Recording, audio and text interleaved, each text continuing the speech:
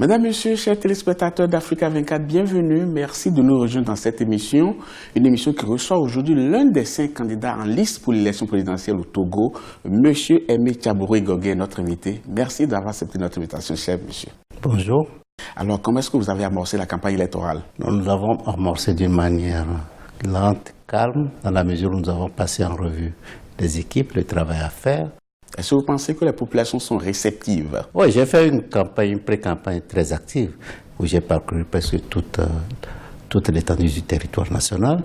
J'ai trouvé la population très réceptive. Alors, le 7 avril dernier, les 5 candidats étaient allés approuver quand même le travail de purification qui a été réalisé par la Commission électorale et l'Organisation internationale de la francophonie. Vous avez par la suite signé quand même un document qui montre que vous acceptez maintenant la liste électorale telle que ça se présente. Alors, qu'est-ce que vous aviez constaté dans la liste qui avait été préalablement présentée? Vous savez, la liste électorale est un préalable pour des élections consensuelles.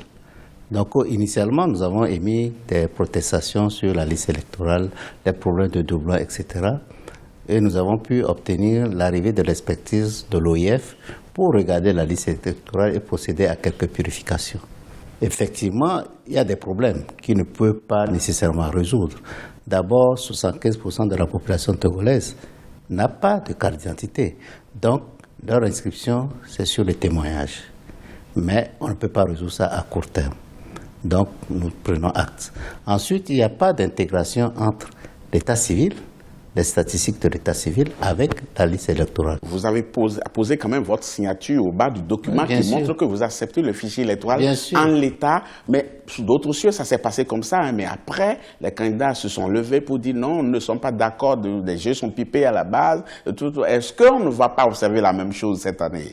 Non, a priori, si ça suit la liste électorale actuelle, je pense que s'il y a des contestations, ce ne serait pas sur la liste électorale, mais peut-être sur d'autres phénomènes qui peuvent apparaître lors du processus ou de comptage des voix.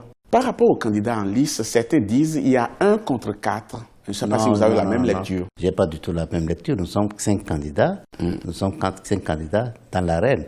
Peut-être qu'il y a des adversaires auxquels nous allons nous attaquer beaucoup plus qu'à d'autres. Qui sont ces adversaires-là? Non, nécessairement, pour moi, celui qui est au pouvoir, si je veux accéder au pouvoir, je dois m'attaquer à celui qui est au pouvoir. Vous avez longtemps quand même prôné la candidature unique de l'opposition. Beaucoup de personnes nous avaient suivis à l'époque. Mais apparemment, vous avez fait volte-face. Vous savez, au Togo, personnellement, et mon parti a dit, l'Alliance démocrate pour le développement intégral, est le parti qui a le plus lutté pour la stratégie de la candidature unique depuis 1993. Donc, à la suite de l'élection présidentielle de 2010, nous avons analysé pour voir pourquoi cette stratégie ne nous a pas permis d'accéder au pouvoir, d'avoir l'alternance politique au Togo. Nous avons constaté que la stratégie de candidature unique était beaucoup plus source de division de l'opposition plutôt que d'unité d'action de l'opposition.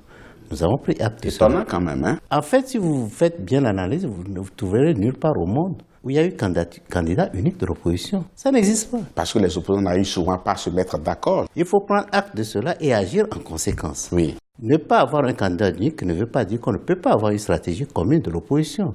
Nous pouvons mutualiser nos forces pour la surveillance électorale, pour le membre des bureaux de vote, etc. Et il y a beaucoup de domaines où nous pouvons mutualiser nos forces. Mais dans le cas d'espèce, on ne voit pas de candidature unique de l'opposition. Oui. On ne voit pas non plus de stratégie unique. Ce n'est pas aussi noir que vous le croyez. Il y a des discussions entre certains candidats de l'opposition pour mutualiser certaines forces, pour échanger des informations. Il y en a. Qu'est-ce qui fait que l'opposition n'arrive pas à s'entendre pour avoir une candidature unique? Oui, je vous dis d'abord, ça n'existe nulle part au monde. Oui, mais ça n'existe pas au monde, ça ne veut pas dire que ça n'existera jamais. Bon, peut-être que ça existera. Les partis politiques ont des idéologies, des stratégies différentes. Ici, au début, l'objectif de l'opposition, c'était l'alternance. C'est toujours le cas, non? Non, si vous suivez la population actuellement, c'est toujours le cas, mais la population ajoute d'autres conditions. Qu'est-ce que vous allez faire pour nous? Vous voyez, à partir de ce qu'est-ce que vous allez faire pour nous, il y a des différences d'options. Chaque candidat a des propositions à faire à la population. Donc ce n'est plus l'alternance exclusivement, mais c'est le changement de la personne au pouvoir, mais c'est comment gérer le pays après. Mais tous les opposants croient quand même à cette candidature unique, mais à condition que ce soit eux eux qu'on désigne comme Nous l'avons fait, je vous l'ai dit leader. que moi je l'ai fait. Moi-même, pratiquement, je l'ai pratiqué depuis 1993. Oui. Plusieurs fois, on m'a demandé d'être candidat, mais j'ai refusé. Parce que je me suis dit que peut-être la candidature unique était la meilleure stratégie. Mais en voyant après les résultats, j'ai constaté que ce n'est pas nécessairement la meilleure stratégie. Parce que peut-être vous pouvez choisir quelqu'un qui va faciliter même le travail aux candidats au pouvoir. Les populations disent, bon, il faut une alternance, mais vous allez faire quoi pour nous? Mais ils disent en même temps aussi, mais est-ce que vous allez faire mieux que celui qui est là? Certainement, c'est ce que la population dit. Mais si je me présente, si je suis candidat, c'est parce que je suis certain que je ferai mieux. Sans quoi, ce n'est pas la peine d'être candidat. Mais dans ce cas, visitons alors le bilan de celui qui est là. Alors, le bilan de Faure Gnassingbé qui est au pouvoir, qu'est-ce que vous en dites? Bon, parfois, souvent, les gens mettent à son actif le fait qu'il y ait des constructions d'infrastructures économiques. Oui. Effectivement, Ce je qui le n'est pas reconnais. faux, oui. Non, je le reconnais partout qu'il a construit des rues. Ça, Oui. c'est normal. Pourquoi chercher à le remplacer alors s'il fait si bien? Si vous voyez l'espace urbain de Lomé, c'est localisé dans certains quartiers, alors que certains quartiers sont totalement, royalement ignorés. Premier point. Deuxième point, lorsqu'on veut construire des infrastructures routières, il faut qu'il y ait un sens économique. Il eût été plus économique et plus rationnel de commencer par bitumer les axes importants pour l'économie togolaise, ce qui va générer des revenus à cause du port de Lomé.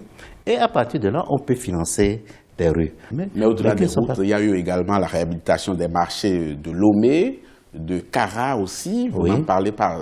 Non, j'en parle pas. Oui. Je reconnais que ça a été suite à des incendies dont on ne connaît même pas les auteurs. Ça, c'est quand même un peu... C'est encore un autre gros problème. C'est un autre gros problème qu'il faut résoudre. Nous sommes conscients qu'il faut faire des enquêtes.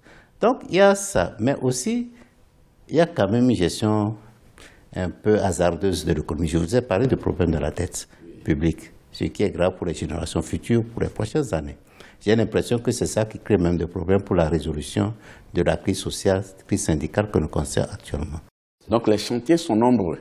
Alors si les Togolais vous confient la destinée de leur pays, qu'est-ce que vous allez faire prioritairement? Prioritairement, vous savez, ce qui préoccupe les Togolais d'abord, il y a le problème des réformes politiques, constitutionnelles et institutionnelles. Ça, nous pouvons faire ça rapidement.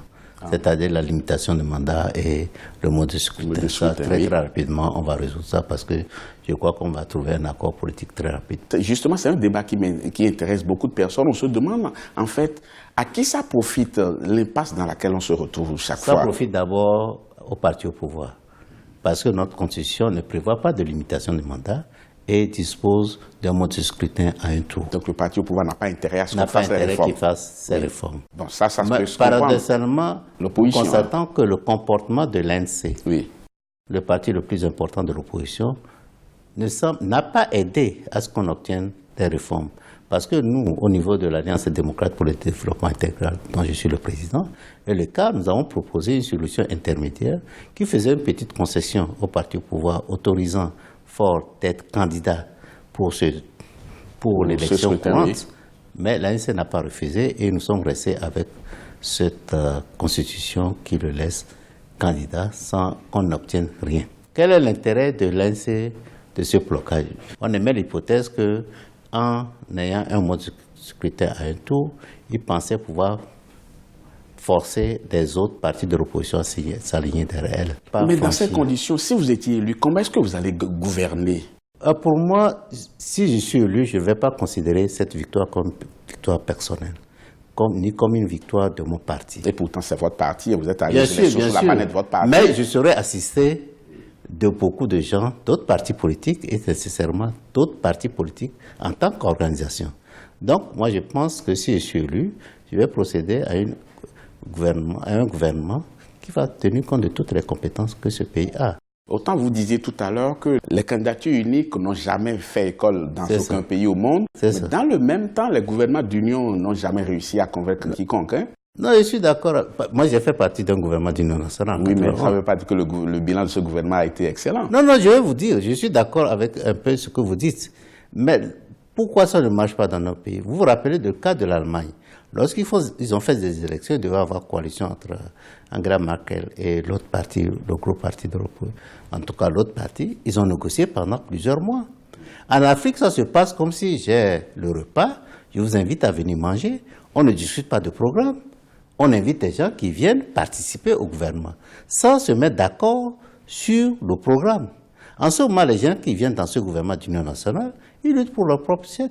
Je crois qu'il faut faire une cohésion, discuter entre les différents partenaires politiques du pays pour arriver à trouver un programme autour duquel on peut se mettre d'accord et gouverner ensemble. Monsieur Aimé Kaboré Gogué, merci beaucoup. Avant de vous laisser, je vais vous demander de regarder cette caméra et considérer que c'est le peuple togolais qui est en face de vous. Oui. Adressez-lui le message de votre choix.